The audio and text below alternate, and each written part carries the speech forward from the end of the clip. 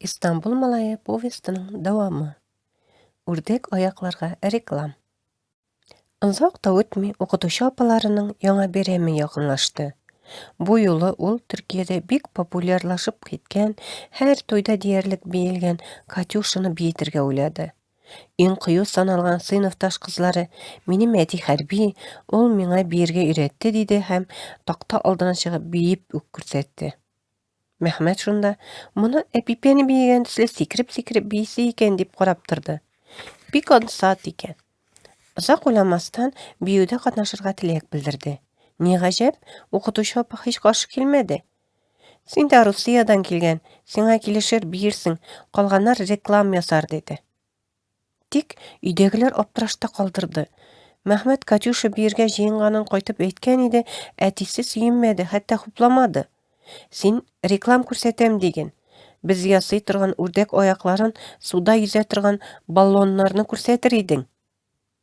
Haqdan da, әтisi ham maning kebek avuldan İstanbulga ko'chinib kelgan usta tatarlar bu vaqtlarda Turkiyada birinchilardan bo'lib shaxsiy atelyelarında temir qalıplar, suvda yüzü uchun kerak-yaroqlarni yasarga tutinganlar edi. Tatarning kılavuzga ehtiyojı yo'q degan turk maqolada shul vaqtda chiqmadimikan? Yo'l ko'rsatuvchiga kılavuz dilaralar. Maqal ishim bilgan, aybat boshqargan kishi butun birovdan yordam kutmas deganni anglata. Yanasi, bunday kishilarga yo'l ko'rsatuvchi o'rgatib turishi kerakmas. Ular o'zlari da bilib ishlar.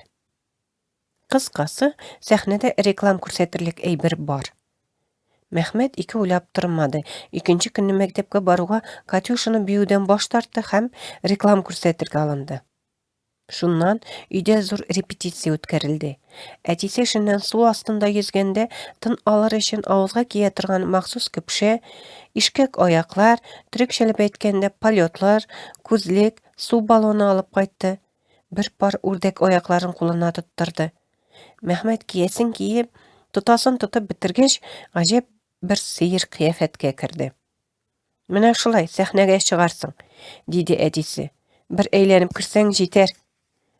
Mehmet optirab qaldı. Sahnaga chiqqach, so'z siylamisha kirib ketdilarmi? Ovozini qopgan köpüşeni salırga unutib bilg'irdadi. "Anlari nishlimati? Bir so'z da aytmaymi?" Mehmetning qiyofatini qarab kulib turgan әтisi optirab ketdi. Malayına niye aytirga bilmishagina kelishdi. "Eye, so'z siylamisha bo'lmas." Kinolarda Coca-Cola reklamaсын ko'rganlari barbarin. Qisqa, allani boshqatirg'ich tugul. Shulay da reklam yasau jingil tugul ekan. "Ne silimsin әти?"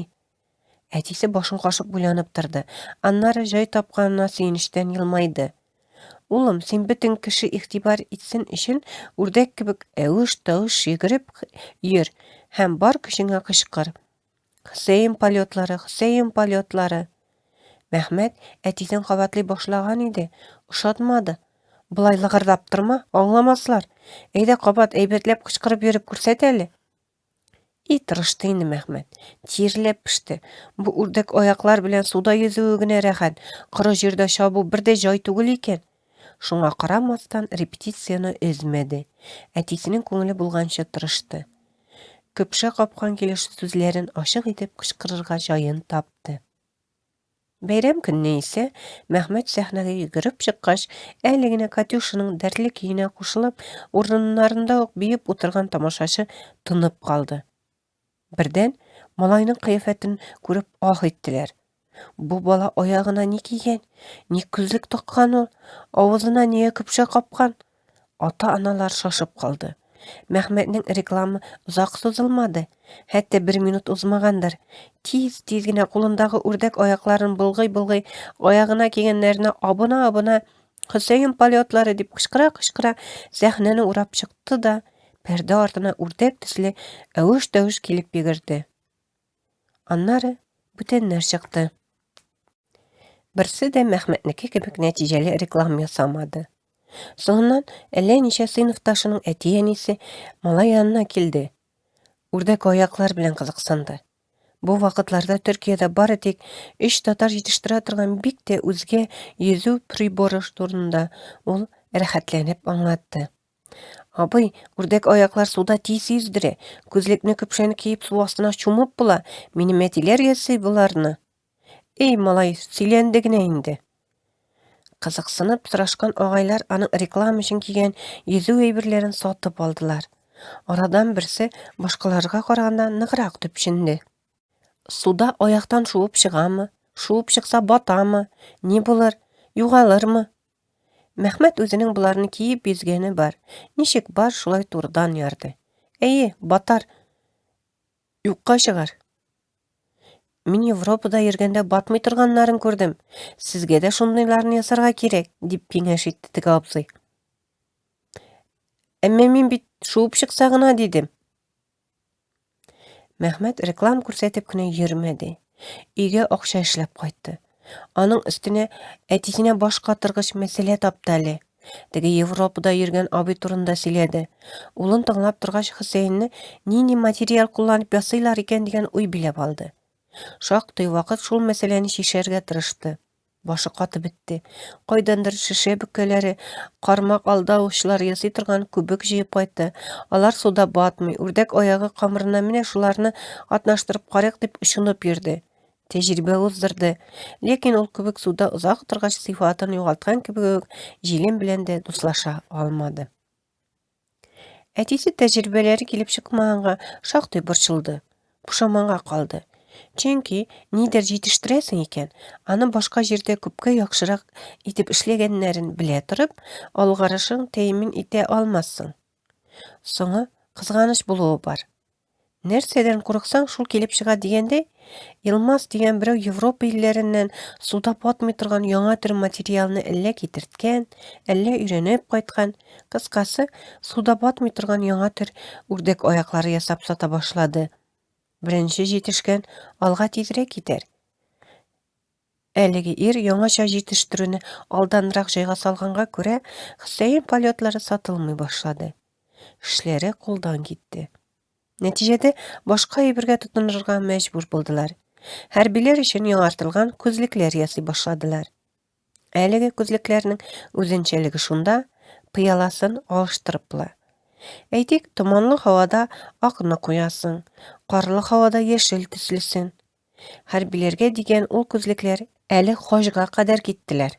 Бер көнне Япониядән, Кытайданмы яңа килгән Ариф исемле мухаҗир татар аларның кибетләренә керде. Әтисенә хаҗга барырга җыенганын әйтте. Юллык акчасы җитүен җитә икән, сәфәр вакытында ашарга яшәргә дә кирәк бит әле. Шул хакта сузып, тартып аңлатып торгач, Хөсәенгә тәкъдим ясады. Менә сезнең бу хәрбиләргә ясаган күзлекләр гарәпләргә кирәкмәсме?